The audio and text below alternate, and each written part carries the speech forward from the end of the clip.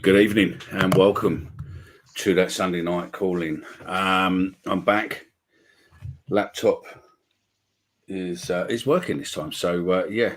Thank you very much for all your levels of abuse. It's all been monitored and saved for a later date, so yeah, don't worry about that. It will come back to bite each and every one of you who was kind enough to take the piss, I suppose. But yeah, personally, I thought it was a good show on Friday. It seemed to run very smooth, and yeah, it's a cracking show. So anyway, welcome to everyone in the comments: Chris, Dan, Lions Raw, etc., Daniel, etc., etc., etc. Andrew Roberts, everyone else. Welcome aboard. I am joined by my glamorous assistant to the right of me. There we go. Look, there is young Stephen, and down there is young Daniel. Evening. He's gone back to negative Dan, isn't he, Steve? No. That's a little bit hard. I was going to say, thanks for saying the show was good. It was good up until the point where Ben and I predicted we were at least going to get a point yesterday. Hmm.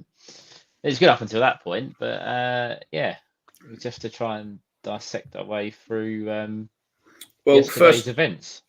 100%. I think first and foremost, I think first and foremost we have to say, realistically, we're going to have to write this season off, aren't we?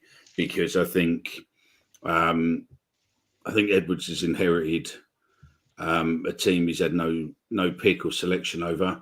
And I think it's probably going to take at least a couple of transfer windows before we get anywhere near the team what he probably wants in.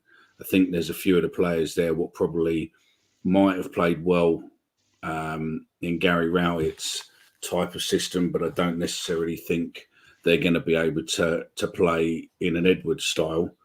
Um, and yeah, I think it's one of those. So, which one of you two wants to start? I mean, we've had a lot of comments in the WhatsApp group today, um, with a certain person who's off watching um, A certain Married at First tweet going Sight, around. Yeah. who said, realistically, Gary Rowett's type of football was, I can't remember what words he used now. But he said he appreciated that style of football, which I don't. But you both turned around and sort of agreed with what he was trying to say. So, which one of you two wants to be thrown in front of the bus first? Dan? I I, I don't Actually, just remember. one sec before you do it. Yeah, no, Mill Holdings and everyone else now totally rest in peace, Terry Venables, mate. Terry Venables is probably the best England manager who just wasn't given enough time. And thank you very much for the memories from Euro '96. I think that was some of the best football. And when Gaza was great before, obviously he sort of went well off key. But no, it was. Thank you very much and rest in peace, Eltel. So yeah, I just thought I'd say that before we forget about it. So yeah. Um, just on what it was, Joe Zampa, for those that were interested in. I'm going to throw him under the bus. His tweet was, "However painful it was to watch, we can all appreciate how Rowett Ball was so effective, as he incorporated a playing system that, although it was boring to watch, it was effective and allowed us to pick up points by playing defensively. Big changes needed in the January transfer window." And I can understand where he's coming from. I don't think any of us wanted to watch Gary Rowett's style of football. However, you always had a feeling that he could churn out a result or you'd pick up points along the way. That's what he built the first season on, wasn't it? He took over from Harris, and his idea was to make us tough to beat, and then you'd earn a few scrappy 1-0s. Yesterday, had Gary Rowett been in charge, we wouldn't have lost the game 3-0. but we wouldn't have had 14 or 12 whatever it was chances on We goal. still would have lost that game if Gary Rowett was in charge yesterday. Yes, yeah, we would. It's just that you come off of the back of a 3-0 defeat and you look at it and go, well, that was absolutely awful. I don't think we were awful yesterday, personally. I don't think we played terribly. We were too open, and I think there's players that have been exposed against a better side. Let's face it, Sheffield Wednesday had 2 or 3 good chances. Bart kept them out. Yesterday, Coventry had 8 or 9 good chances. Bart, who was phenomenal, kept them out for large parts, but they still scored 3 goals. I think there's a balance to be had. Rowett's built a squad that were workmanlike, that were hard to beat, that would, defend for their lives, basically. And Joe Edwards has come in and gone, I don't really want to do that, lads. And the prime example, and I don't really want to bash players and bash the manager, but the prime example of that was Murray Wallace.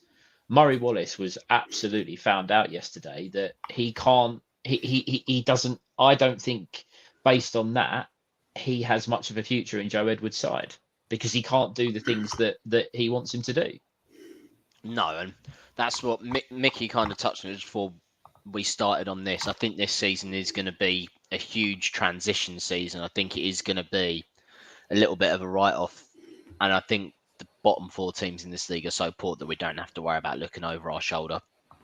And if you do, then you press the panic button in March, which is go and get a Neil Warnock from his home, wherever he's at, and putting him in the dugout of the Den for the last few games of the season. I don't think we're going to have to worry about anything like that, in my opinion. He's working with Rowett's players. So there's obviously going to be limitations there. We know Murray Wallace has his limitations. We saw that very much yesterday. The second Sakamoto had a chance to start running at him. He didn't have a very good game at all. And, it was a shame for Murray, especially on a landmark appearance for him. And we saw a little bit of Cooper's limitations yesterday playing in that high line. And I know, obviously, Ben's not on tonight, but I would say Bradshaw didn't have a good game yesterday. And I also, to be honest, I don't really think anyone had a great game yesterday.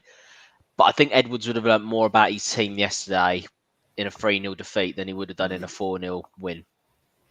Yeah, interestingly with Murray Wallace, and again, it's really hard because it's hard to not talk about him because of the level of performance. But a couple of weeks ago, we played Southampton and Danny McNamara down the right-hand side. They tried to get at him in the first half and they had no joy whatsoever.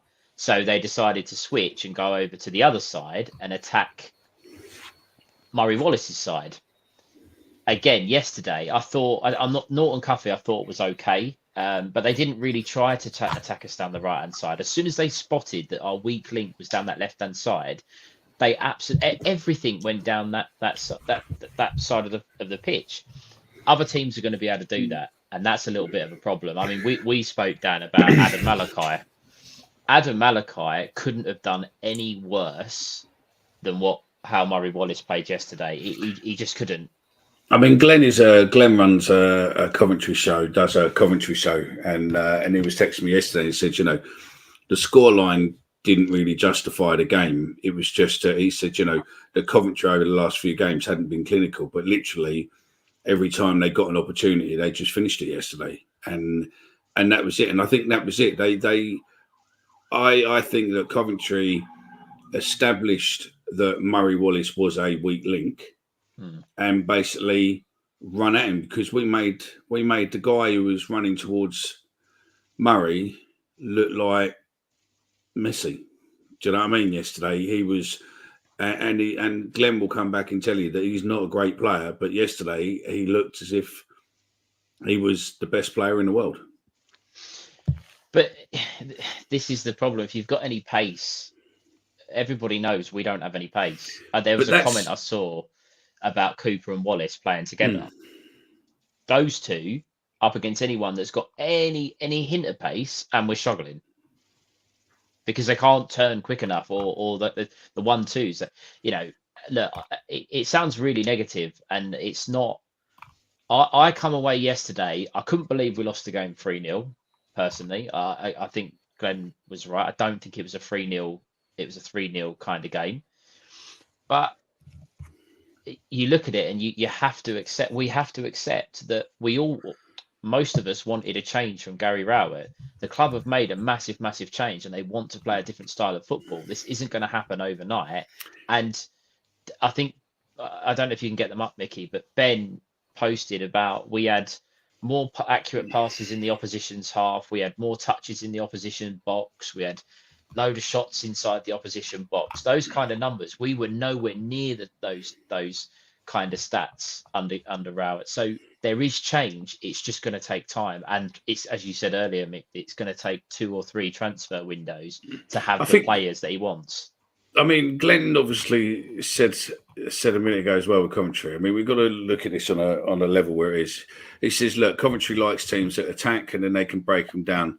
Saka Monto had his best game for us yesterday, and Wright played well. And then obviously he's come back on with another comment here. And he said, I thought the goalkeeper did really well, done well. Fleming played well, but faded, and Norton Cuffy did well. Thought he's improved from his Coventry spell. I think the problem we've got is that, and it's not really Edwards' fault to a degree, but Rowett for the last however long, through playing his back 5 or the back 4, whatever way he wanted to play it, but his style of play he's been playing has exposed us to the world. And until Edwards gets in and gets these youths up to a part level where he can suddenly start bringing them into the first team possibly and start rotating a bit, we're always going to be exposed. We know that if you've got pace, run them down that wing towards Murray, and you'll basically be all over him. You'll be over him like a rash. And that's the problem. It's not the first time it's happened this season, and it won't be the last. But I think a lot of it is to do with the way that we've been exposed. The difference with Rowett and Edwards is that Edwards does go out to win the game, not necessarily going to win it, but he does go out, set the team up for at least a win to a level. As in with Rowett, we were never set up to win. We were always set up to draw at best and lose through a couple of silly things. But also and another point which, get in the comments and give, I honestly believe that playing at home is an effect on the players that they just don't know how to get past yet. There's a massive mental block on this group of players at home at the moment. And I think Edwards needed to be at the game, needed a home game to be able to understand the atmosphere properly, as in from the dugout, to try and change. Because whether or not they need, whether they need a psychology coach or someone in, but something isn't right with them playing at home. They just can't seem to get on it. And I don't know why. I mean, again, people will say, there's people tweeting going, yeah, but there's only maybe 200-300 tourists. No chance. There is at least a couple of thousand tourists in that stadium every game at home, because there's loads of them. I mean, you can hear Dutch, German, whatever you want to do. There's loads of it. There's a massive Dutch flag they've got unveiled in the lower Coldblow Lane just before half time yesterday. I can't just to the left of the goal. I don't know what block it is off the top of my head, but massive Dutch flag. It's like, really? That point there from Darren, and we'll come on to this a bit later perhaps, but Bradshaw and Nisbet are not going to last under Joe Edwards. They are not the types of striker that Joe Edwards wants. But again, he's inherited a squad. I'm not going to write Nisbet off yet because he's only had about 10 minutes under Edwards on the pitch. I think Nisbet's going to start against Ipswich. Bradshaw didn't have a good game. And we actually, Stephen, you did say when Joe Edwards came in, we said to ourselves, let's pick 3 players we don't think will be here maybe past the end of this season. And one of your 3 was Bradshaw. So far, that is looking a good start. The problem what Edwards has got under Rowett, what Jonathan says there is correct. The only players who seem to score for us really are midfielders and defenders. We don't have out and out strikers really. Well, I mean, okay, everyone's going to go, yeah, but Bradshaw scored 15 for us. Yeah, but he did. But he should be scoring more than that. Really, he's a That was a striker. one-off season as well. If you look at his He's this career year. record Well, last look at this season, year. yeah, exactly. This is. I like Bradshaw. I'm not going to sit here and Oh, completely. I like Bradshaw, but I just think he's not a 20-goal a season striker. He did it once last season. You can see how poorly he started this season. He's got 1 goal against Rotherham. With all due respect, I think I might be able to score a goal against Rotherham. And if you look back at his career record as well, I think in the Championship in particular, he's kind of got around 10 goals a season on average, maybe around that. It's just not enough, really, is it? When that's your main man. It's not enough. you probably could, Anthony, but obviously we would not in any way condone that. But yeah, you probably could just put it on mute. I don't know if you'd want to be honest. I think the speed awareness course might be slightly more entertaining. I mean, look, hang on one sec. Glenn says there 3-0 flattered Cov, really. Millwall got Cov on a good day, which we've been threatening to do to someone for a while. So, I don't think it's anything with us. I think we would have probably played better against Coventry if we were away than at home. There is a problem there. I don't know what it is. I don't know whether or not the negativity, the players, and they've just got themselves in a rut at home. But we can't seem to rise to these big occasions. Or, yesterday was a sellout. We just can't seem to rise to these big occasions, which is truly worrying to players of their capability that they prefer to play away from home than they do at home. It might not necessarily even be that they prefer to play away from home. It might not necessarily be a preference, but it's clearly a problem. Look, the tourist thing. There's two sides to that, because you've still got the 8,000 season ticket holders and the members that make up. The average for a while was 11, 12,000. You've still got those people there. I really thought going to the game yesterday, it would be a fast start, and for 20 minutes. I actually thought we were all right. I thought we were knocking it around quite nicely, got into some dangerous areas, but the crowd didn't respond to that. It was just, they started singing and then we kind of responded a little bit. And I think one of their chants yesterday was football in a library. We seem to get that a lot, actually, quite recently. Yeah. And I just don't get it. The tourist is always going to be a point that people are going to bring up. To be honest with you, I think there's bigger problems than just having a few Dutch people come over to watch the game.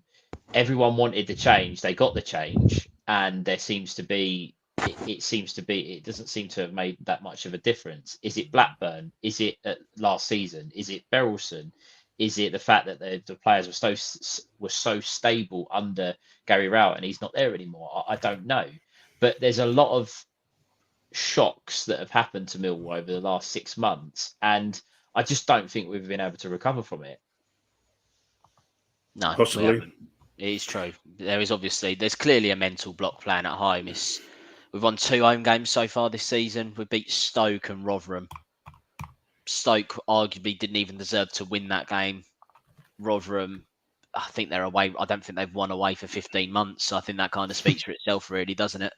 Yeah, if we hadn't beat them, then we'd have been. You see, look, Riley's hit on an interesting point there, and 62% possession, 20 shots, 250 accurate passes in opposition half, 5th highest in the league. The foundations are already there. We need a couple more players suited to Edward's system, and we'll be fine. And I agree with that. I do.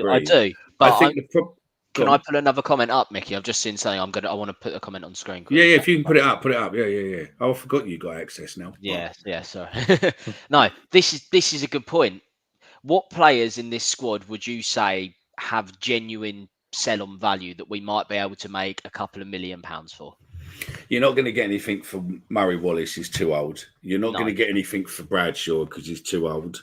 All the players that we're saying we would like to get rid of or we'd like to get upgraded in this squad, realistically, these players have got no sell-on value. And given how good Millwall are at recuperating transfer fees, we all know what's going to happen in the summer.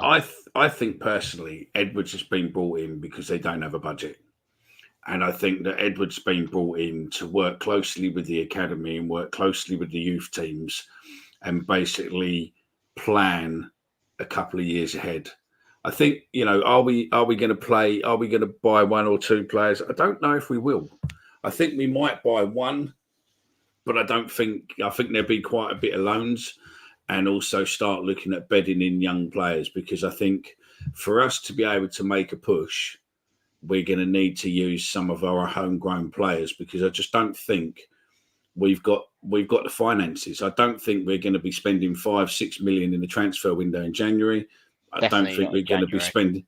I definitely don't think we'll be spending that probably in the summer, because if you look at the stuff that's come out now from Aldo and other bits in stories and papers, they're saying that they're not looking to spend big in the transfer window and everything else. So I think potentially Edwards is here because he is a guy who's potentially going to use homegrown, and Well, he's gonna his use contacts. loans, contacts.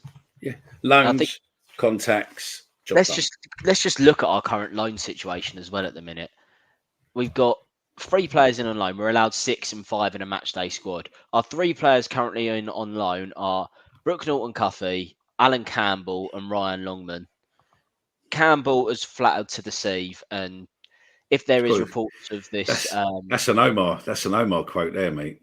what flattered to deceive? Yeah, he uses it all the fucking time. Whenever he can come on. So yeah, he's flattered to deceive. Shots fired. I know he needs to appear more. That's what the people want as well. Listen, he hasn't hit the heights that we thought he was going to. There's rumours of him having an appearance clause in his deal, which could see him go back to Luton in January, and they maybe send him somewhere else if he's not playing games, because he'll want to be playing games as well. He got Longman, who to me is just the epitome of a Gary Rowett player, someone who can play in lots of positions, not particularly good in any of them, but can play in a lot of positions and runs around quite a lot. Kind of just the perfect summary of a Rowett player. Does Andrew Roberts have a valid point? I think he has a good point here. I think isn't this a lot to do with Rowett concentrating on buying too many same type of older midfielders when he had 4 years to buy younger, better passing, pacier midfielders and centre halves, and we never did. Because I mean, when he first came in, that first year or two he was there, realistically, we could have probably snapped up a couple of up and coming players in League One. And we would have been there, wouldn't we? Well, you say that though, but again, League One clubs are like they're still charging. They still look like a big fee for some of the top players. I agree with the comment. We've signed too many of the same players, and that's just, we all knew that when we signed them anyway, that we had too many players in midfield. Dan, to touch on, I'm not going to include Norton-Cuffy in this because I think he's been all right, and I think that's why I didn't include him. But he's certainly one. He's certainly one that has been quite good, and I have a little bit of an idea on what we could potentially do with him moving forward. Ryan Longman had a good game and a half, and that's probably about it. He just doesn't do anything. Again, as you said, a utility Gary Rowett player. Alan Campbell, we've gone over it 1,000 times. He's another midfielder. It still falls into the recruitment policy. The recruitment policy, whether it's a sign-in or a loan sign-in, we appear to be bringing in the wrong types of player or not going after the right types of player. And this is why what frustrates me the most about us and our transfer policy is that you get all the fans, me included, saying we should sign this player, we should sign this player, we should sign this player. One, doesn't mean they want to come, and two, doesn't mean they're available. But the club must look at our squad and go, what do we need? And they can't just sit there and go, we need another midfielder, we need another defensive midfielder. But that's all we ever seem to get. There's big issues. There's big issues. And just finally on this, to touch on, I'm not writing off Kevin Nisbet right now. But unless he actually replaces Bradshaw at some point in the near future, I can't see Edwards persevering with him at all. Because if he can't get a game when our striker that's getting picked has got 1 in 15, then what chance has he got? Bobby has a point as well. The problem is that we are too slow going forward. We're We too are. slow We're everywhere. still- We're We're too too slow slow everywhere. everywhere. That is Yeah. true. And also, we're just. I mean, Bobby says, look, get Lenny back in the team. At least he goes forward. But yeah, I mean, look, Bailey, we had 21 shots at home, went for it from the start, and we were front foot. It was also positive that Edwards will now know more about certain players. He will know that back line needs a big freshen up. I'll tell you what was quite refreshing yesterday as well, was watching Edwards. Right, 1 second. Dan, when you're putting things up, just go in some form of order. Stop fucking going to the bottom. We're enjoying And the then power coming too up. much, mate. It's the first time I've been able to do it. That's all right. It's no drama, but you can enjoy New the toy past. at Christmas, isn't it? Kid with Yeah, a new toy Christmas at Christmas. came So what can I early, do? What can I do? Listen, Ben, Dan, I don't mind you putting the comments up, mate, but just some of them where we're in order at least, so that we can do it. Because then I just keep talking, I don't have to do it. But yeah, I think it was refreshing to see Edwards post match. It wasn't like the same with Rowett, where there wasn't really any accountability taken. It was just, oh well, I thought we did well, but he actually come out and said, we've been practicing, but we just didn't do it on a pitch. We've been practicing this sort of stuff, taking it up there, go for it, but we just didn't follow through with it. We started to, and then sort of we didn't. And it's the same as always. As soon as they score the first goal, the heads go down, and the second goal, the heads go even further, and there's no coming back from it. You just can't get yourself back. For some reason, that team just can't get themselves back once they go down a little bit lately. I'm not. I don't. Again, I just don't think we played that badly yesterday. I really don't think we did. I don't. It's unfortunate. I mean, as I said, Bart. I tweeted after the game. Bart did not deserve to walk off the pitch yesterday on the back of a 3-0 defeat. He didn't. He just didn't. 2 of the goals were a save that you'd hope your defenders to clear, and the third one, which I don't know if either of you have picked up on this, and I'd spotted it yesterday. We took Fleming off 10 minutes before the goal went in, and Romain Esse come on. Now our front man at a corner is Zian Fleming. He heads out so many or kicks out so many corners, it always drops to him. How come when Fleming went off the pitch, no one could be bothered? You're not going to put Esse on the front post. He's too small. It's not going to happen. Why did we just leave it? The ball goes straight across where the front man would be, and they score a tap in. It's almost as if as Joe Edwards said, it's basics. We didn't do the basics well enough, which is frustrating for him, frustrating for us. And we're going into a run of fixtures now where we play Ipswich, Sunderland, Cardiff, and Leicester. If we're not able to do the basics against Coventry, no disrespect to them, because they are in a false position, and we've got them coming up. He's got to get on that training ground, and he's got to get people to fix up quite quickly. I think he's going to change it right up for Wednesday. I think there's going to be a lot of changes. Yeah, do you know I'm sorry. I'm surprised that he hasn't recalled Alex Mitchell yet. Maybe he can't until the January window. Because quite often with a loan deal, you can only recall players in transfer windows unless you have a injury crisis, like what happened with the Bournemouth goalkeeper at Stoke, getting recalled on like an emergency basis. That would be my only thinking. I think he should change it right up. Spence has a point there, isn't it? They do look as if they don't know what to do with the ball when they get it in that final third at home, do they? Away from home, they know what to do, but at the Den, they seem to.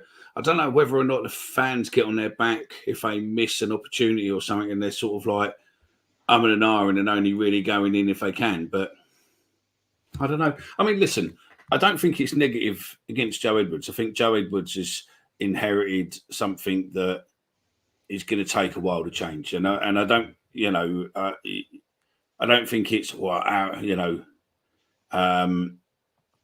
Edwards out or we're in trouble and all that. I don't think it's at all. We know it's a learning, and it's going to be a path. We know we're in the middle now of a process, and that process is going to take a little while to go forward. I don't think we're in any way going to be a relegation battling team this season. I just think that Mickey, just to come in there, you say that, and I know that the teams at the bottom of the league are very, very poor. Our home form is awful. It's 22nd, I think it is, isn't it? If we start getting beat away from home, we're going to get sucked into a relegation battle, which is not where we should be. I haven't got rose tinted glasses on here, but we're not amongst the sort of bottom 4 or 5 teams in this league. Come the Huddersfield game, as I say, with 4 really tough opponents to come up, we could be bang in trouble. And look, I really, really don't want to have get the reputation of being negative, Stephen. Come and be my brother. But it's something that people, I hear a lot of people go, we won't be in trouble. We won't be in trouble. There's teams at the bottom of the league. And I agree that the teams at the bottom of the league are awful. But if we stop winning away from home and our next 3 away games at Ipswich, Cardiff and Leicester, we're in trouble. We are in trouble. Totally. I mean, Anthony agrees with you there. I mean, John, no, I'm not blaming the tourists for our shit home records.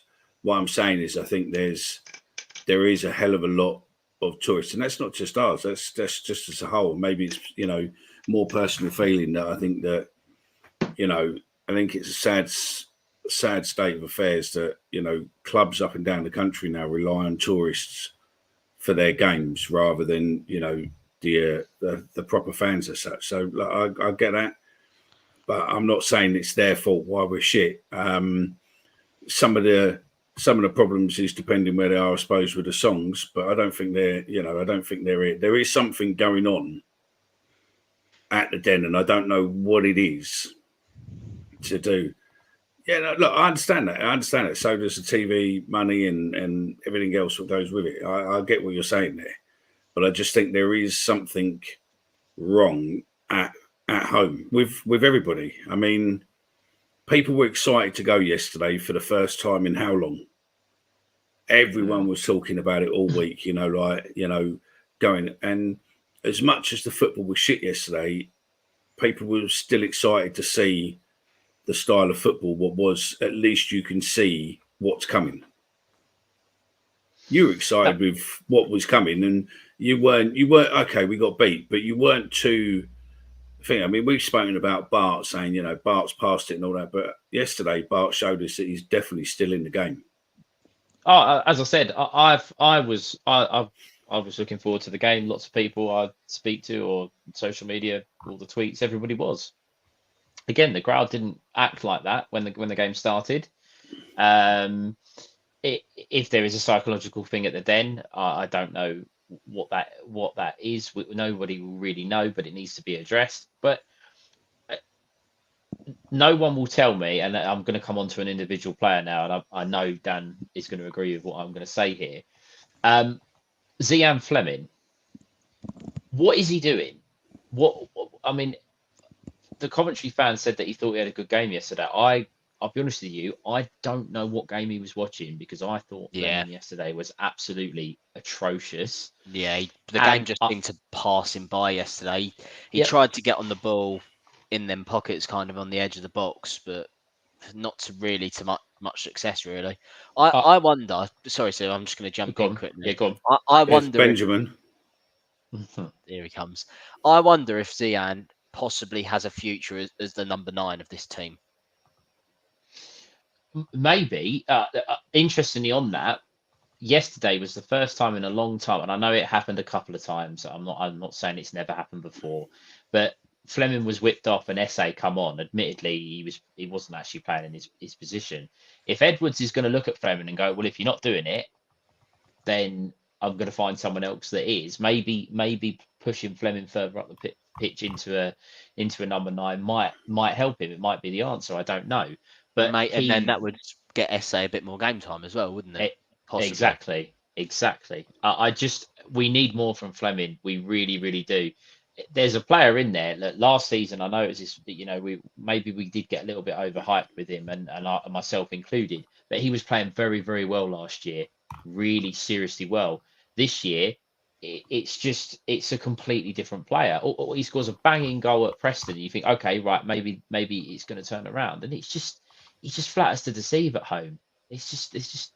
It's very, very frustrating because you can clearly see he's the one that they're trying to give the ball to. He's the one that's supposed to be trying to get us on the move and creative and turning on the ball and making stuff happen. And it's just not happening. I think he's going to have to change it right up for Wednesday. I think Adam, I know it's a pretty deep end to throw Adam Malachi in, but as we said, he can't really do any worse, can he, than Murray Wallace. It's quite fun. Or I might wonder, maybe I wonder if Longman reverts back to a left back. Maybe we go for Watmore or Amaku or Essay onto the wing. Very possibly. I'm going to have to go higher because this comment's very long. Edwards, as head coach, will be able to attract better players to come on loan. Under Rowett, no one from the Premier League would send a player to us as it would not benefit the player. Edward plays a style that Premier League managers and coaches will think it would benefit their players if to come. And Jonathan's got a valid point there. There is no real ballers in our team at all. And the problem being is that, look, right, we're not going to... Let's come back to the thingies in a minute. So we brought your boys back on. Well, we're not saying, look, over the time, Murray Wallace has been an absolute star for the team, right? He's put in some fantastic performances over the years. And we're not saying that he hasn't done that. He has. But age catches up with you and you lose a pace and you lose a bit of pace and all of a sudden it just starts building. Same with Cooper. Cooper was a fantastic player for us, but whatever's happened, he is just, again, take this foot off the gas maybe. Bradshaw, again, has been a good player for us, but we've never really utilised him properly in any one style of football. Basically, if you look at Bradshaw is the Morrison in the final stages, basically. The legs have gone. He's just not there. On Jake Cooper, has Jake Cooper ever been a good defender when Sean Hutchinson's not by him? When Hutchinson and Cooper are together, they have been, and over a period of time, arguably the best centre-back pairing we've had in a long, long time. And up there in the leagues that we've been in, up there as one of the best pairs, if not the best. When Sean Hutchinson doesn't play, Jake Cooper isn't the same. He's not. Bradshaw and because of the added responsibility of having that captain's armband on him and yes. not being, he's got to organise everyone else rather than being organised. 100%. 100%. I think, look, there's a lot of players that are going to fall by the wayside. I think it's interesting someone mentioned Ryan Leonard, because I think Ryan Leonard would help in the sense where we're so open because he can cover the ground regardless of where he's playing. He could. Stephen, quickly, Ryan Leonard, Wes Harding centre back partnership. Again, if you're going to come up against teams that have got pace, which you pretty much are going to come up with every single week, then why not? We can't do no worse. There was talk yesterday around me of perhaps playing Ryan Leonard at left back or Danny McNamara at left back. Again, you cannot do any worse than what we saw yesterday. It's you said earlier, Dan, it's a bit of a baptism of fire if you put Adam Malachi in against Ipswich. The next game's Sunderland. The next game's another good team. You've got to play him at some point. But Ipswich looks as if they're not in the best of form at the second, are they? They started it, but they're not really in the best of form. I mean, they got beat. Didn't they get beat on Saturday? They lost to West Brom at the weekend. Yeah, they are going through a bit of a ropey patch, but they are still second in the league. You can't ignore that. 7 points ahead of Leeds as well, I think. So it's not just like they're scraping it. Yeah. I mean I think that there definitely. I agree with that. I think I'd love to have Cresswell back. I think we do miss a player of his type. I do There, think the club will be looking into that as well. He isn't yeah, I even do getting in too. the match day squads for Leeds at the No. minute. There's So no I think way they there's- can't have his agent yeah. on the phone to the club at least. I mean, Edwards will have more of a pull now that we're playing some attacking football and having better relations with players. What the fuck is Ben going to say now? Ben's saying, but as we said on Friday, Stephen, I've not seen enough of Nesbitt to say he has the pressing game that Joe Edwards wants. Off the ball as important as on it. No, Yeah, I've not seen it. we were talking about that on Friday, and that point as well, that they're not getting that much service. But Nisbet was on the pitch for about 20 minutes yesterday, and he got himself in two positions. Admittedly, a header over the bar. And I think there was another attempt that he kind of fluffed his lines a bit. But he's getting himself into a position to try and have a chance on goal. My comments about both of them. Bradshaw's, as I said, 1 in 15. If you've got a striker on the bench who can't get in the first team in front of him, he can't be fancied very much. So if he doesn't But take Bradshaw, what happened to the Nesbitt we saw in pre-season? We pre-season were playing Sutton and Gillingham. Like, I know he did look good, but we were playing teams that are just not at the same level as teams like Coventry and like Southampton. They're just not comparable on levels. A question will come up earlier where obviously I'm not a big fan of the tourists, right? I understand they bring money and all that. I'm just personally not a massive fan of them, right? Because it just, you get things what kick off where, you don't get. I mean, obviously Coldblow Lane kick-off wasn't through tourists, I don't think, or maybe people who don't come that often, but it was a couple of kids who gave it to the wrong person that didn't expect that person to then say, fuck it, Avia coming in. And then their response was, wait till my dad gets here. And then their dad got there allegedly, and some woman ripped them all a new arsehole and they backed down. But the fact that there's people in fighting against each other shows that something's not right. So do you think we are still suffering from the Blackburn hangover? Because it was back to Blackburn. It was, yeah, but the Blackburn game was so embarrassing. I mean, we were all over them. It was as if someone walked in the dressing room and said, I'll give you all £100 each. Just don't come out second half. Just don't do it.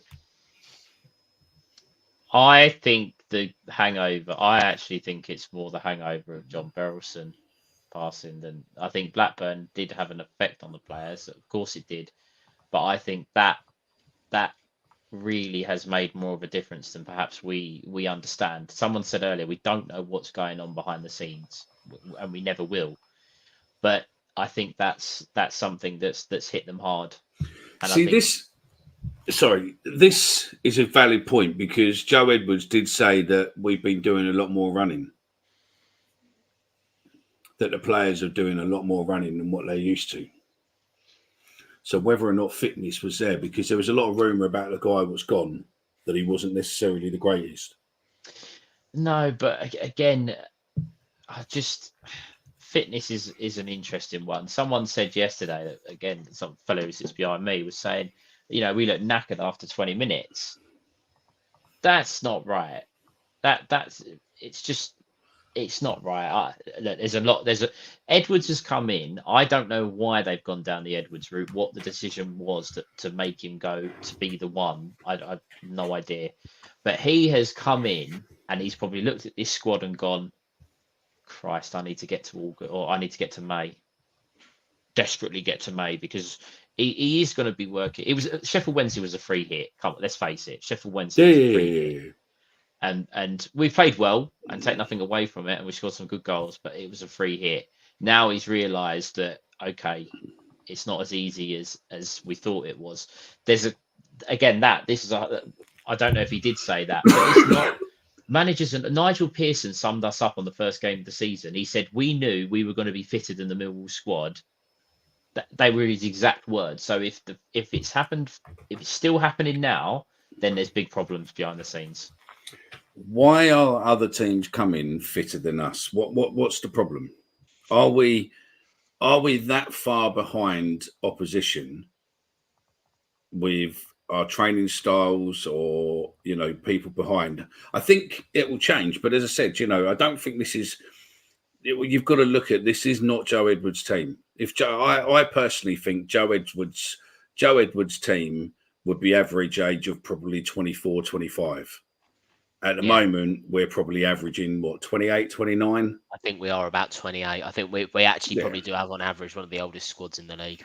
Yeah, and I think Joe's age will be younger.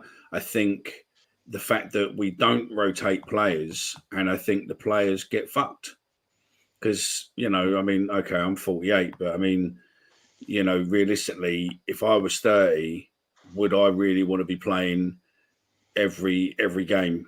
Saturday, Tuesday. I know they should play it, and I've got no issues. Maybe someone 25, 26, but when you're getting 20, 29, 30, is your body really going to allow you to do that if you're not playing in the Premiership where you have all your meals done for you, some of the best nutritionists in the country, some of the best nutritionists in the world and fitness coaches in the world? We'll have good people, but we're not going to have the best what money could buy, are we?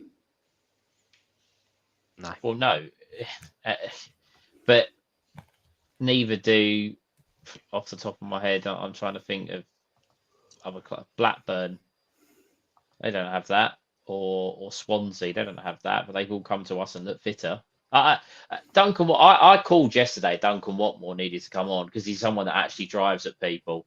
And I actually thought, again, you actually saw someone that wanted to go forward. It's really difficult though, because Edwards, I think Edwards, he will find a team that that's settled. He will find one that he wants to play, and he's obviously got his system. It's just how long can we keep going on at home like this? There we go. And there we go. Who? There we go. Dan, right? I need to grab something in a sec. So while there's questions here, Dan, you say, and both of you say it needs to change up for Ipswich, right? But who are you going to bring in, and who's going to be your 11 for Ipswich? Do you want me to go first, Stephen? Yeah, go on.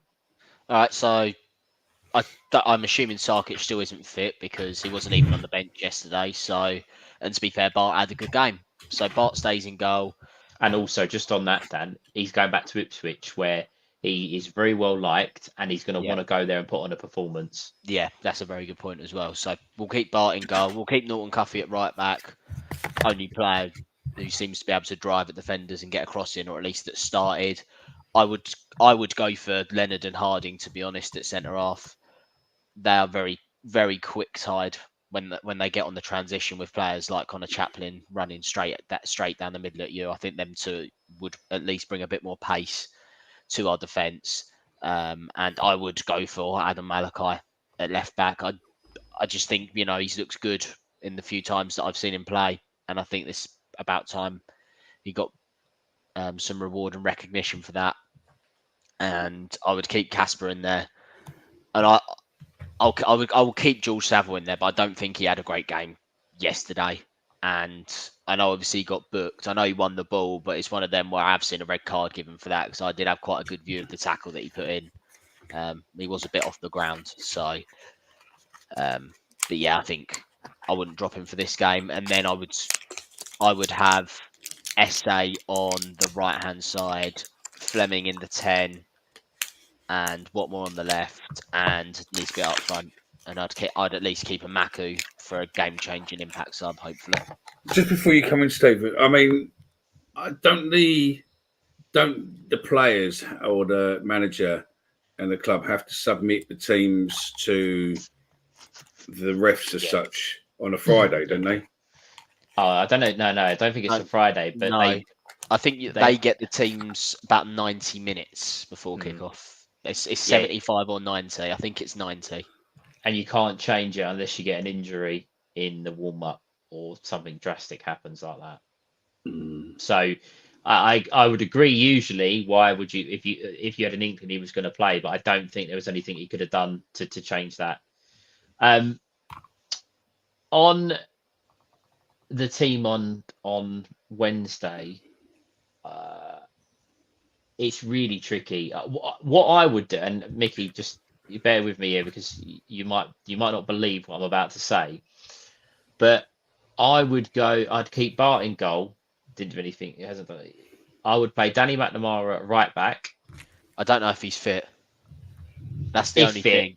If fit, fit. yeah. It's not my type, but it could be someone's. I picked my team on the basis of players being fit. Okay. So I'm going to work on the basis that he might be, but I'd play Danny McNamara at right back. I would go. This is really tricky. I would actually still go with Harding and Cooper, and I would, through gritted teeth, playing someone who's not left-footed. I would play Ryan Leonard at left back. I think he could play anywhere across that back line. Wide right, I would put Norton Cuffy there. To give, as you said, Dan, he's the only one that seems to be able to drive teams. And rather than say to him, "Oh, you got to get back and defend as well," we know Norton Cuffy's a better attacking player. Danny McNamara's a better defensive player. 100%. So let them do what they're better at. Don't give Norton Cuffy the responsibility of having to get back. On the left hand side, again, it could flip a coin, to be honest with you. I would probably go with a Maku. okay. Sorry, yeah, Duncan Watmore on the left hand side. That's a good shout. And a little bit controversial here, but I would after Saturday, I'd certainly be dropping Tom Bradshaw and giving Nisbet a go. And again, through gritted teeth, Fleming needs to do something. And if he doesn't start performing, and I know it's Ipswich away, but he's running out of chances for me. I'd stick with Fleming, but seriously running out of chances until SA gets a chance in that number 10. I wonder if obviously you spoke about Leonard going out to left back. I know Harding's obviously played at full back plenty of times throughout his career. I wonder if he's familiar with playing on the left hand side, and then you maybe go with him on the left, and maybe Leonard goes into the centre back position, which is something they both might be slightly more comfortable with. Perhaps. I mean, look, I don't necessarily think that Joe Edwards is going to play Ryan Leonard at left back, and if he doesn't, that's absolutely fine. But I would certainly be playing, if he wants a proper left back playing there, then it's Adam Malachi. It's not Murray Wallace. But my team, I would look to get Leonard in, because I think he's someone that can cover a lot of ground and can possibly help us with the fact that we're so open, because he's so quick across the ground. He might save you a space. He might be able to intercept a pass. Do you maybe as well, with our lack of natural wingers, we've picked a 4-2-3-1 team there, but Watmore, I would say, naturally is a striker. Mm-hmm. And on the other wing, for me, I can't even remember who I picked now on the other wing. You picked Norton Cuffy, who's naturally a defender. Are we saying that possibly we need to change formation? I'm not saying go to a 5 at the back, but maybe could a diamond in midfield possibly work for us, with maybe Leonard at the base of that diamond, just in front of the back four, and then Denore and Saville in front of him, and then Fleming or SA possibly, and then you also get two players up front, which might help us when we do manage to get the ball up there. I would be more than happy to try a diamond with the midfielders and the players that we have available. I think Ryan, you spot on where you said Ryan Leonard as that kind of holding midfielder would be perfect for that. It might free up Sav and Denore to push a little bit further forward and try and influence in the opposition half. My only concern with that is that we don't have much pace in the team as it is. If we go to a diamond, we're going to have even less pace. Yeah. But we've got to work with what we've got. Yeah. He might have the option of a free agent if he wants to go and sign player now to kind of bulk us up a little bit, or maybe thinks that he needs a left back and there's someone out there. I can't think of any off the top of my head. But surely if you're a free agent come the end of November, there's probably a reason that you're still a free agent, unless you've had a horrible injury. Yeah. That's the only exception. I mean, that's a good point there, Andy Smith has said. Could you end up playing Danny Mack as a left back? You could. Again, look, after Saturday, I'm going to keep saying and repeating myself here, I don't think we could see much worse. than No. what we saw on Saturday. I would be if you said to me, right, you can have Brooke Norton-Cuffy or Danny McNamara at left back. I would probably go with Brooke Norton-Cuffy because I think he's a little bit more comfortable on the ball than Danny McNamara is. So I think it might be easier for him to adjust playing on the left side rather than bringing Danny Mack over. John's question there. Fleming's the best finisher at the club. Play him up front. Do you agree or disagree with that, gents and those in the comments? Stephen, you go first. I don't think we've got anyone else that we can consider a finisher, to be honest with you. I think Fleming is a finisher. I think if you put him in on goal, more often than not, he's going to score. So, funny enough, I was having this exact conversation yesterday. If you could pick, I'll similar on this subject, Dan, and then if you answer it, if you could pick one of our players at the moment in this team to be one-on-one with the goalkeeper and go through and score, who would you pick? Liam Fleming. There you go. That to me says honest, he could play in a number 9. To be honest, actually, at this point, maybe Wes Harding. he's off second top scorer, isn't he? He is. He absolutely. but realistic. Obviously, I know. Obviously, Wes Harding's got some. But most people would say you've got one-on-one. Fleming. I think 90% of our fan base would probably say Fleming. Maybe 5% would say Bradshaw, and then possibly the other 5% split between Watmore, SA, and Maku, Nisbet. And that's it. So I certainly think there's an argument. What would be really interesting, though, in your diamond idea, Dan, would be to have SA as the attacking midfielder and Fleming and a partner up front. Who would you partner him with, though? This is again, I hate to say, and if Ben's still in the chat, I'm really sorry, Ben, but Tom Bradshaw's. I don't want to say dropped. Let's go with rested. We'll give Nisbet a run out because Tom needs a rest. I would maybe. Would Watmore work up front? Possibly. Another one. Quite hit and miss. That's the only thing with Watmore. Either comes on and he either plays well, either has like an 8 out of 10 or a 5 out of 10. There isn't really a 6 or 7 with Watmore, is there? No, I mean, there's also a Maku, again, a little bit of pace. I would rather be seeing a Maku in a central position up front rather than shoved out wide, because I don't think he really wants to play out there. But no, would you maybe take a front three of it? I'd maybe want to keep SA on the bench. I think maybe starting SA and a Maku maybe might just be a little bit too much of a push. Yeah. So I'd maybe go with Watmore possibly at the tip of the diamond, and then maybe Fleming and Maku up top. Yeah, that's a good call, to be fair, because Watmore is quite good up front, though, isn't he? In times when we played him there before, and he drives. So, he just drives it forward. Yeah, I mean, it feels like we haven't. Yeah, we lost at Norwich. Norwich. And the fact the other thing with that is we've not lost in our orange or white kit, because that day at Norwich we played in blue. Oh, we're going to be wearing our white kit against Ipswich. We're cooking. We are so back. We are so back. Ipswich and Leicester and Cardiff. We're winning. Play in the away kit or the third kit at home. Try it. Try anything. But yeah, we've only lost one away game. It was Norwich, and we played in the home kit. What happens if we just can we temporarily close the den down and just like relocate somewhere for the rest of the season? Someone's done it. Someone said earlier, didn't it? Just let away fans in the den, and that's it. Just fuck off, born free, die free. Fuck off. I'm younger than Joe. So yeah, by a month, but Zampa, not Edwards. Yeah. Yeah. What players do you reckon we'll keep? That's a good question. Put them in the comments, mate. I mean, we can try and list a couple now between the three of us. Who do you reckon they keep? I reckon they keep Fleming, and I reckon they keep Denor, and I reckon he'll keep Saville. I don't think Leonard will stay for another season. I think he'll keep Sarkic because we've spent. I don't know whether he'll want to keep Sarkic, but we spent £1.25 million goalkeeper, so I think it's forced. Who's going to buy Nesbitt though? So you're sort of stuck with Nesbitt now, isn't it? He'll go back. Someone in Scotland would take a punt on him. Scottish football's rubbish. Yeah, Nisbet could be one that stays just on the basis that he's got a contract and no one wants to offer him the money that he's on, but he'll just sit on the bench. That would be my look.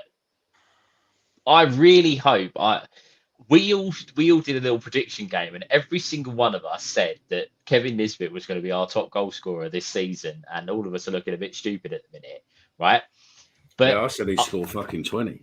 I really do think that he will come. I think he will come good, providing he gets an opportunity. If he doesn't get an opportunity, then there's clearly something wrong behind the scenes, and he's got no chance. No, to be fair, out of all of, I don't know if was it us. It might have been us three on that show at the start of the season. I said he was going to be like 14, 15 goals. So at the moment, I might be in the money. Yeah, that's like I said. I want Mickey's manager. I'd sing he's got an egg on his head. I think that's a new listener as well. I don't recognise that name. He can come again. Either. What do you mean he can come again? No, he's going in time out. No. Well, you're going to see Mickey soon, mate. Mickey is going to be doing. These boys want me to embarrass myself heavily, and I am going to be doing a. We're going to be doing a little series. I'm going to say it now because we're in the process. We're in the process of getting it. Yeah, we're in the process of getting it sorted. So hopefully this will give someone the shot in the arm to make sure that we get it done short, ASAP. Omar. I was about to say we're counting on our technical producers here. One of our two technical producers needs to stand up to the. We're basically going to do you we're going to do a series, and basically I'm going to be, unfortunately for some unknown reason, I think someone in our chat who we won't mention, who you never really see at all, and I don't mean Omar, someone completely other, possibly gave an idea to the South London, and they sort of done it. But you're going to get to see Mickey Simpson, Millwall manager, who is going to be playing Football Manager, managing Millwall on a live day-to-day thing. We're going to do a press conference, aren't we, Dan? Yep, and me and Stephen are going to be the presser people. And we're going to do the games. And I will give you a pre-match and a post-match interview. Stephen can be the fans that sit in the stand and chant throughout the game. So when we go 4-1 down, he can start going, shit. Yeah. And don't forget now that Tommy's, he's got an egg on his head, in his head. You need to throw that one in there. So that is coming very, very soon. Additional to these will just be, we are thinking of maybe trying a live show as well with it, but we're, midweek, but they are coming. So, keep your eyes out for them. I'm either going to be I would never forget that we done, I think it was last season, me and Omar, before you boys joined, we done a prediction at the beginning of the season, and I beat him at the end of the season with where we'd be and where different teams would be in the league. And there's a clip on one of the advert videos I've done before where it basically says, that if you beat me, then I really am fucking really shit and letting the side down, aren't I? And I did beat him, and I never let him forget it. So, it's all good. That's quite funny considering I remember our prediction video at the start of the season. You picked someone just on the basis you didn't like them in your podcast group chat. You picked someone to finish 20th because you didn't like them. I think it was Stoke. You was like, I'm picking Stoke 20th because I don't like the bloke in the podcast group chat. And it's not Stoke. It's not Stoke. Him. You just Dan's been kicked from the chat. It live. He said it live on there. He said it. He said it. Don't put your hands, Nicky. It wasn't Stoke. I lied. Allegedly. Yes, Stoke. That's true. And they're crap. We've got a couple of load of good centre back. Me and Stephen are going to go and find it, make it our mission now to find out who it was. And then publicly out Mickey on a live show. Well done. No, see, I disagree. I think if you play Danny as a right back, Danny is good as a right back. But if you play him as a right winger, then he just hasn't got the legs to keep coming back and forth. But you play him as a right back, I think he's okay. Can I make another proposition on Danny as a right centre back? Maybe. No, it's been made a few times. Stephen's not having it for whatever reason. I think in a free, possibly. Yeah, but then that means we have to play a 5. And Why? I just can't. Question for you boys, right? And question for those in the chat, because it's come up a few times, right? Why is the atmosphere so shit at the Den, and why was the atmosphere yesterday so shit at the Den? Because we're not winning. Is that the problem? Because we just not won for so long, and we haven't had the song what everybody seems to play now with rocking all over the world? We're not winning. We're not winning games of football. The football's been dire, let's be honest. And I don't know. This isn't myself. I mean, look, we were all there that day against Blackburn. We were all disappointed, but we can't just keep blaming that result for everything that's going on at the moment. There's a lot of people that are going to games of football or Millwall games, and they just, I don't know. It's almost, lots of people have said it. It's felt like a chore.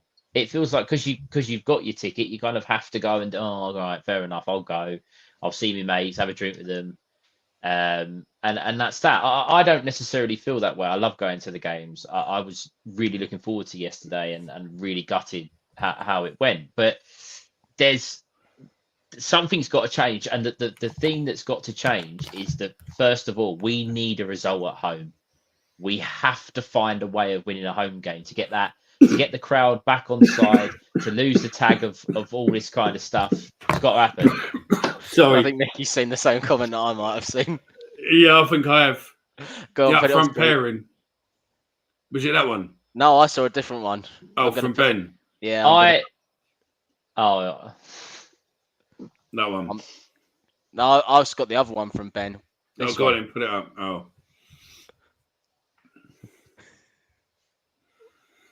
That's harsh.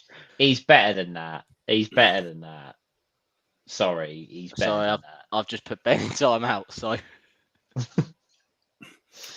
Richard Lacey says white kit should be the home kit. I agree with that. I prefer white than the blue. And put the tourists in the away end, and we never start playing till after Christmas. No, That's true. We don't start playing till after Christmas, but we don't only win 2 home games out of 9. No, that's And it. we've lost 6 of them as well. No, that's it. Just a quick one while I'm thinking. Those of you who've had a box, who bought the Christmas decorations, our podcast decorations, and got a box.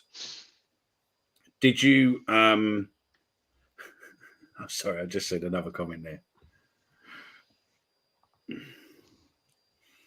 Stephen must be on a promise. New hairstyle and new headphones. What's she like? Right. First of all, Mark. I had these headphones on Friday, so that's not true. And no, sadly not. No, lucky young lady, unfortunately. Just going for a new me for all you guys. There you go, midlife crisis. But anyway, as I was saying, those of you who had the Midlife. box- You can speak for yourself. Stephen, did you get something extra in your box? I did get something extra in my box. Okay. Do you want me to say what it was? Yeah. Because everyone who got a box should have one in it. Actually, bear with me. I'll go and get it. you'll go and get it. Right. While Stephen's gone, her name's Sylvia, and she's 46 years old, I can hear you still, Mickey. and she sits in the Benefit of having these headphones. special section at Millwall. I'm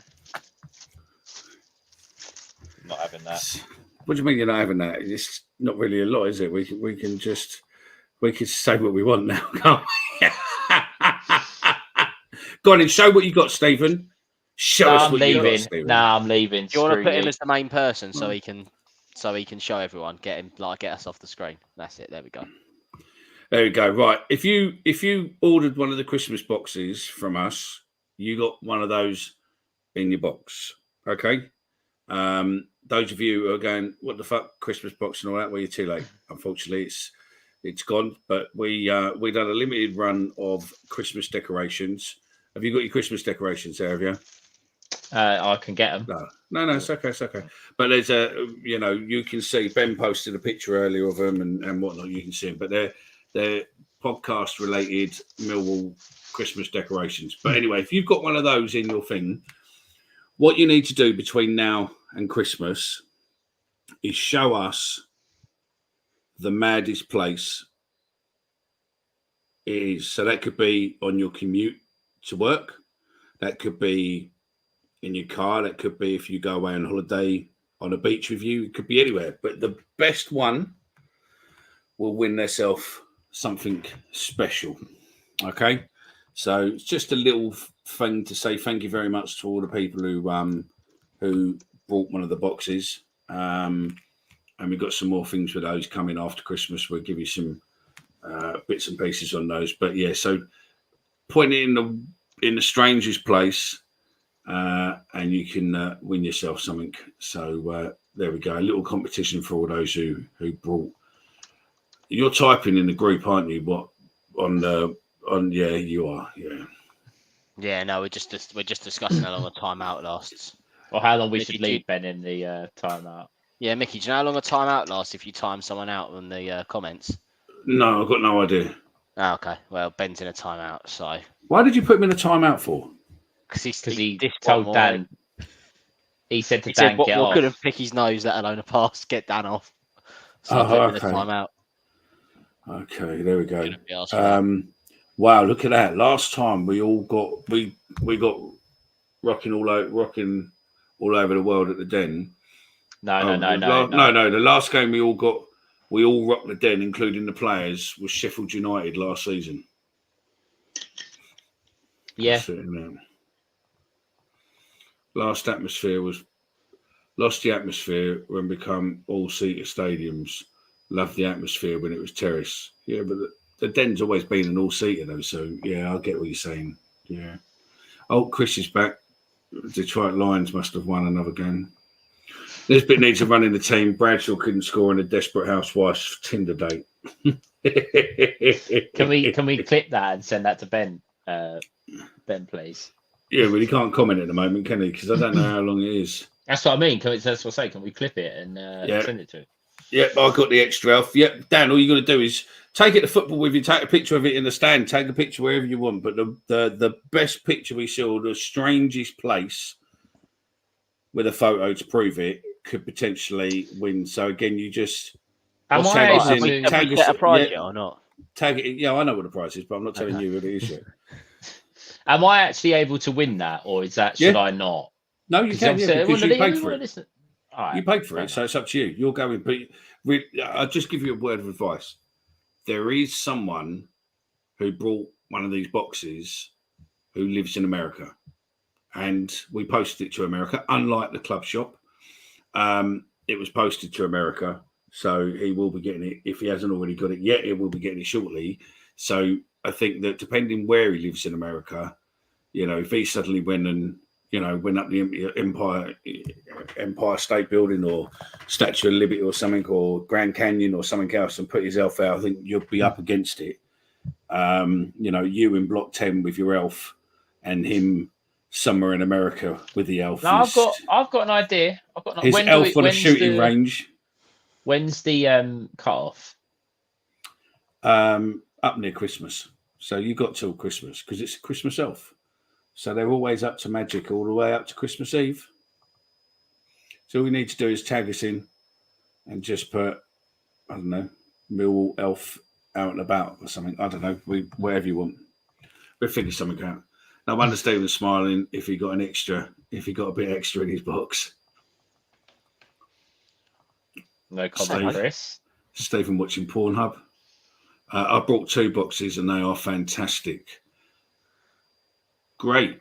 I'm glad that you love them because they are fantastic. And we are doing some giveaways across our socials. So I'm partnering up, I think, with News at Den, who's going to be offering a prize out, what we're providing for them. And, okay, Dan, behave yourself. And we're going to do one on our Instagram and possibly Facebook or something. So there'll be a couple of options for those who haven't won one. We go, it's back now. So it must be 10 minutes, 5 minutes. Can't be a long time out. No. every big game this season has been after Lord Mayor show, so eventually that takes its toll on everyone, be it players, fans, etc., etc. So yeah.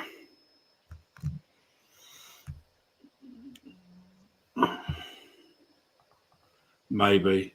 All the way out, we'll say all the way out to Christmas Eve or even Christmas Day if you want. So we say, whenever it is, it doesn't matter. If someone's tagging us in a picture of their elf on Christmas Day, I don't know if that's a good thing or not. I don't know. I think it'll be funny. Richard said America got back in too because he sent that was funny. Ben texted me and going, this is all wrong. Who's this? And I'm going, I've got no idea. So basically, Ben's one got sent to America and the American fella's one got sent to Manchester. So it'll be really great if they both lived in the same place. So yeah. Great comment. Love Ben this comment. Yeah, that's brilliant. Alex, I've still got your one here, mate. I've got to send it to Ben. I'll send it to Ben this week. And then Ben can get it to you and get his free pizza with his daughter, probably, wouldn't it? That'd be the one, wouldn't it? So, It's Anthony, sorry. +1 in the post as he got injured on the way there. Oh, +1 in the post still as he got injured on the way there. I don't know who that is. So, yeah. What does Andy Myers do? Let's not start attacking the entire coaching staff. Well, yeah, but he's assistant manager. Like he's obviously his assistant manager. It's the same thing as any other club in the world that have got. If someone gets a picture of an elf in someone else's trophy cabinet, that would be good. That would be good.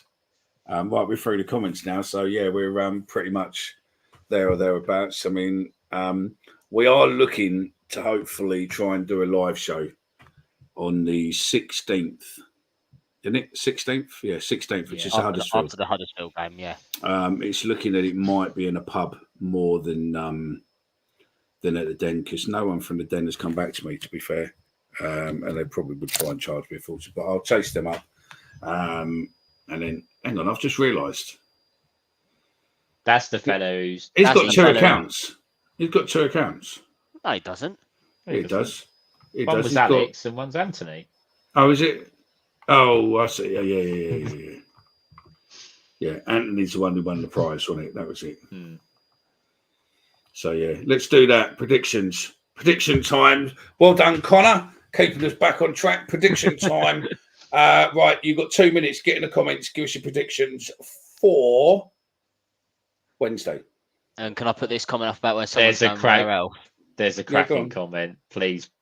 Oh, no. If you do that, if you can get a selfie with your elf with Floggy, you won't win overall, but you will win a special prize. I think it will be of you will have the video of Joe melting. I was about to say we will get Joe Zampa to get you some kind of special present.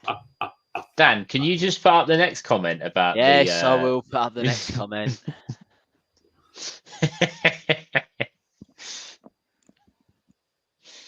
That would win. That would win. Right. Yeah. Back on track. Score predictions. Here we go. Right, just one more. Go on. Seeing as me, we could look to play that 11-a-side at the Den, or we could play the 9-a-side in the community centre. But the Den would cost money because it's about 1,500 quid to hire the pitch. So if there's anyone listening and wants to become a sponsor of the game and get your name on the trophy, etc., then yeah, more than will. But I mean, I think what's it work out about 55 quid a person, doesn't it? If you've got a decent squad, then you'd probably want 26 people. I think would probably be good, wouldn't it? So then you could have 11 and 3. Yeah. That'd be 3 subs each, or is my maths failed? Yeah, but it's not going to be till next year anyway. Right, let's start. Okay, Wednesday. Bobby's going 5-1. Harry's going 3-0. 3-1 to Ipswich. Mr. Nate's going 4-0. We would be happy with a draw. Seeing as Mickey, yeah, we've done that one. Right, 2-1. So that's 2-1 Ipswich or 2-1 Millwall. 2-1 Ipswich. Millwall 2-0. 2-2 Wednesday. Oh, okay, on Wednesday, yeah.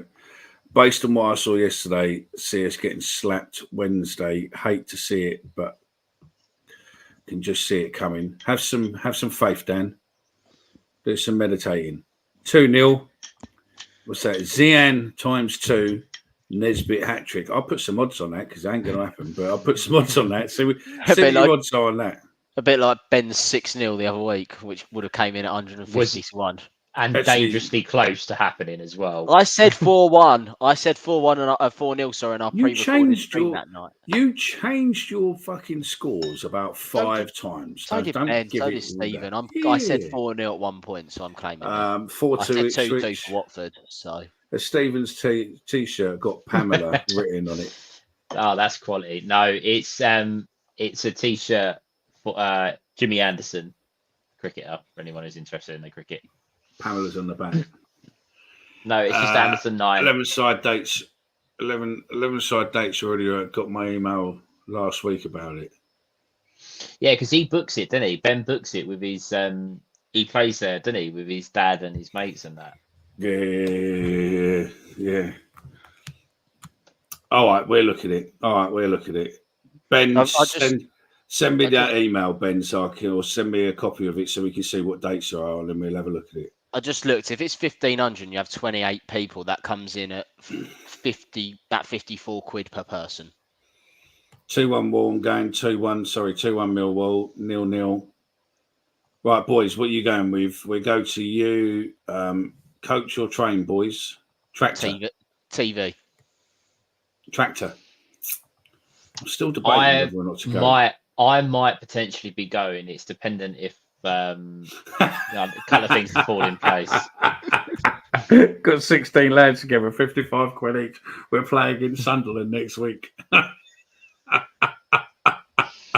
God, can you imagine? Oh, God, it will be funny. Can't be any worse than Murray Wallace. No, that's it. Oh, I don't know. Very, very tough game, but fitness is going to be key. And inbred switch are still on a high. Mill lose 3-0. Can you set up a correct score sweepstake, pounder prediction, winning prediction gets half the takings, another half goes to charity? We could do that. I don't know if we could still do it. We could do that. We could probably do that this year, but we'll have to look at the legalities around it because it's potentially form of gambling. We'd probably have to use a website to cover our ass, but yeah. We can do that. And also, you'd want how would it work? Because it's like 4 people would want to pick 2-0, so there might have to be something else you have to do. Do a goal scorer, or we could do exact timing. I'm not going to put it up. I'm not going to put it up. Dan, what are you doing, mate? Fuck you. Oh, come on, my hands are down there. Do you know what I mean? Right, Stephen. Score for Wednesday, please. 2-2. Okay, Dan. Going to live up to my nickname here. 3-1 loss.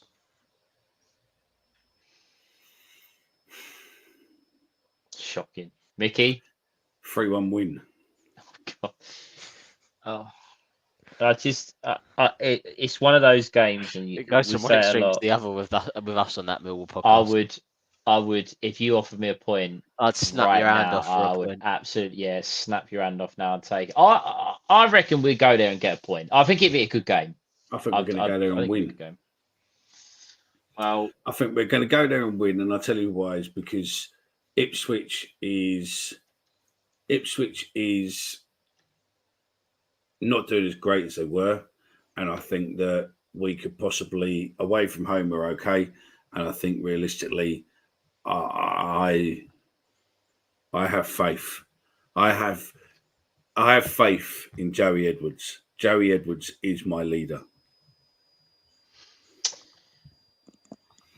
You couldn't afford it, Dan. You really couldn't afford it, mate.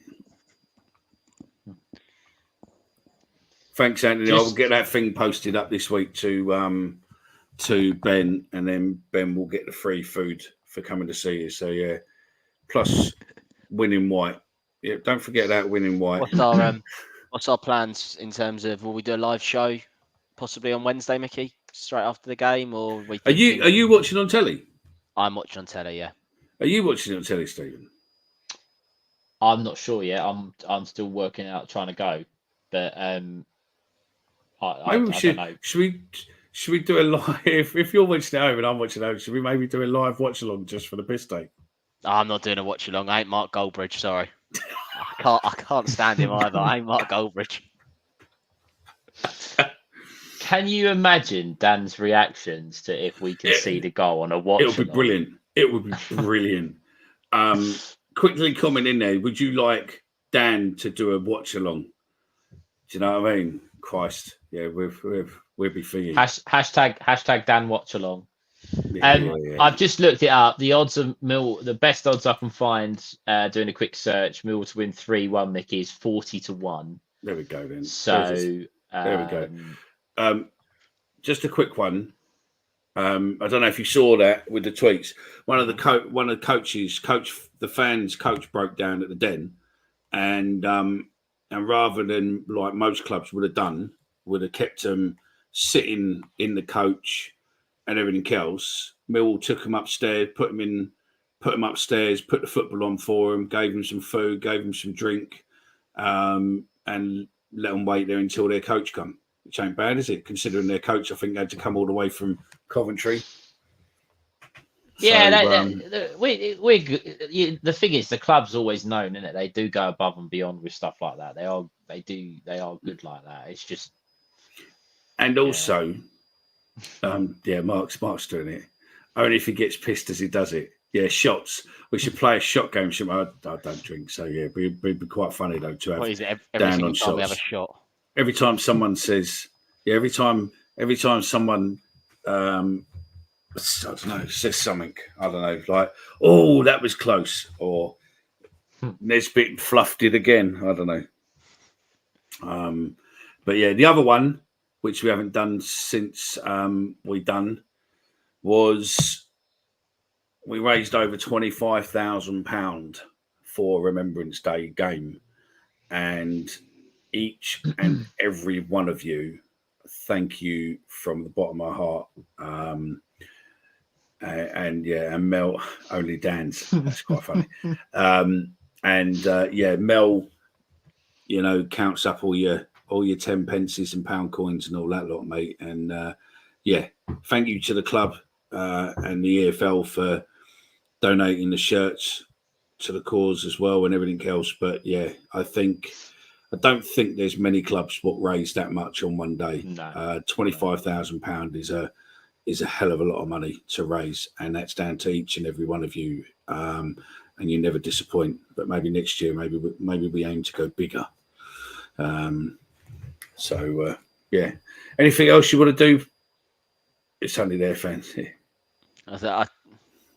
I think we need to put these last two comments up and then probably call it a night there, to be honest, Mickey. What you mean? Oh, I've just put someone in there. You put one of the good ones in there. I didn't either. I did not mean to. I don't know. He's going to think I've done that. Jonathan, if you're listening to this back, mate, we're very sorry. I don't know how I did that either. What was his comment? Only Dan's, wasn't it? Only Dan's, yeah. Dan's, yeah. I'm really sorry for that, Jonathan. It must have been that I went for it at the same time as Dan did. I didn't click on anything. Is he banned from the show? I don't know if you've banned him or just timed him out. No, it says Jonathan Fraser was banned. He said that about Ben. And their comments were refused. 5 minutes later. You might have to drop Jonathan a message. How do we... you went to put that on and I went to put it on and I pressed the button. I haven't pressed the button. I didn't press a button. I mean, if there's anyone who should be banned, we should be banning, like Bobby and people like that. But no, I'm joking. So Ben's just put it's 300 seconds. He'll be back. So what's 300 seconds? 60 seconds. 5 minutes. Oh, 5 minutes. All right, well, we're going to have to delay now for 5 minutes because I think it was shocking. So, I think I'm interested want to know what Mark McCallum meant. How does he know Bellina personally? That raises a lot more questions than it should. If we win, Train Spotter Charlton Dan should take Bellina the Lion out, as I know Bellina personally. Did you know, here we go, an interesting fact, that Bellina can only be a woman or a rather slim bloke. because of the design of the outfit is a little bit too tight for anyone else. What, have you tried it on?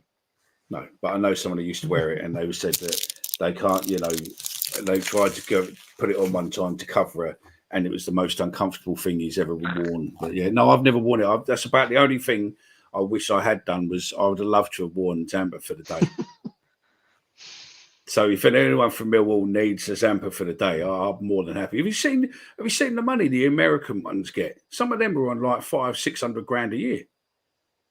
Oh yeah, but they have, like, out in America, they probably get the crowd going, didn't they? They get right involved. It's not just sort of wandering around. Maybe that's what we need. That's what we need at match day. Give me the Zampa outfit. No, I'll be firing t-shirts into the crowds. That'd be good, wouldn't it? So anyway, what's his name back yet or not? Because we're going. Oh, also watch out on socials tomorrow, mate. We're going to release the Ipswich playlist for you to sit there and thingy. Tommy, brilliant show, lads, top boys. Oh, thank you very much, Tommy. First time we've seen you, but if you're new, then yeah, ban me. No, I wouldn't ban you. Interesting fan. Dan went to Plymouth away. I haven't actually mentioned this tonight. I did quite well. I'm not going to. Dan's lying, CV. We need a light show at the Den. Oh, No, we don't. No, we don't. We just need to see them win a game. That's a timeout. That's a timeout.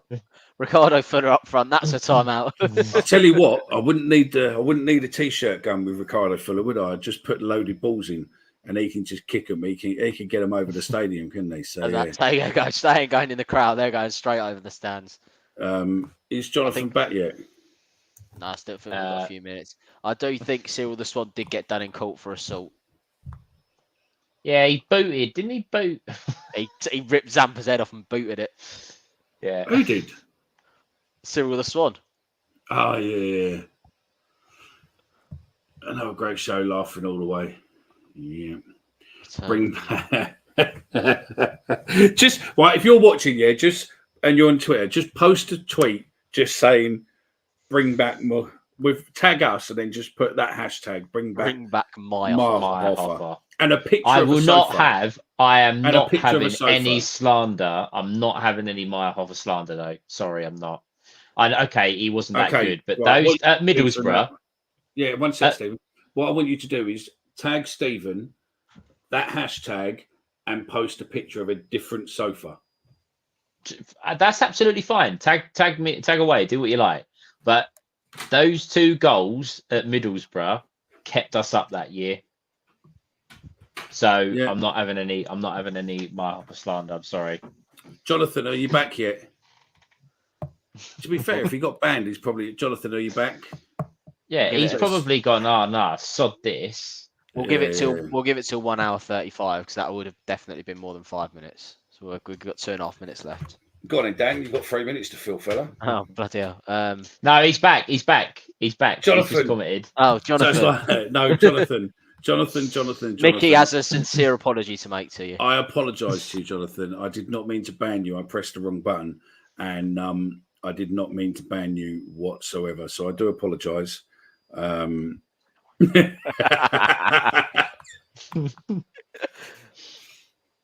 So yeah.